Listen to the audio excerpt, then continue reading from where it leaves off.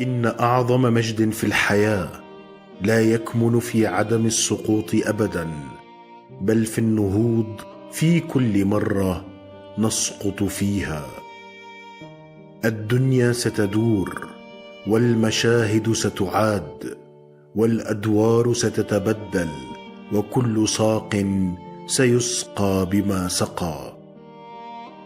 القلوب التي تسامح كثيرا وتصبر طويلا وتتنازل دوما هي القلوب التي إن قررت الرحيل فلن تعود يوما. ليس في العالم وسادة أنعم من حضن أمي. كن صديقا جيدا أو عدوا بشرف، لا تقف في المنتصف. إن الجبان يموت آلاف المرات، ولكن الشجاع لا يذوق الموت إلا مرة واحدة. وما بعد الصبر إلا الجبر، وما بعد العسر إلا اليسر. وتظن أنك هالك، ثم يأتي لطف الله. يظل الرجل طفلا حتى تموت أمه، فإذا ماتت شاخ فجأة.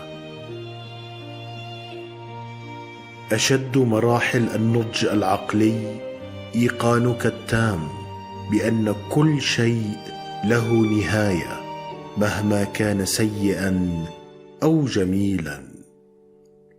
لا تتحدى إنسانا ليس لديه ما يخسره. يستفزونك ليخرجوا أسوأ ما فيك، ثم يقولون هذا أنت. لا يا عزيزي، هذا ليس أنا، هذا ما تريده أنت. لا تحاول الانتصار في كل الخلافات، فأحيانا كسب القلوب أولى من كسب المواقف. لا تؤذي قلبا رق لك يوما، فلحظات الود لها عليك ألف حق وحق.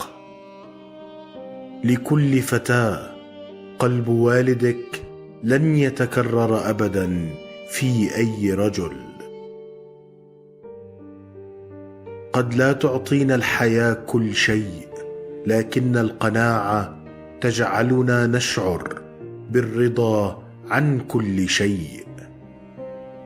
أقصى لحظة عندما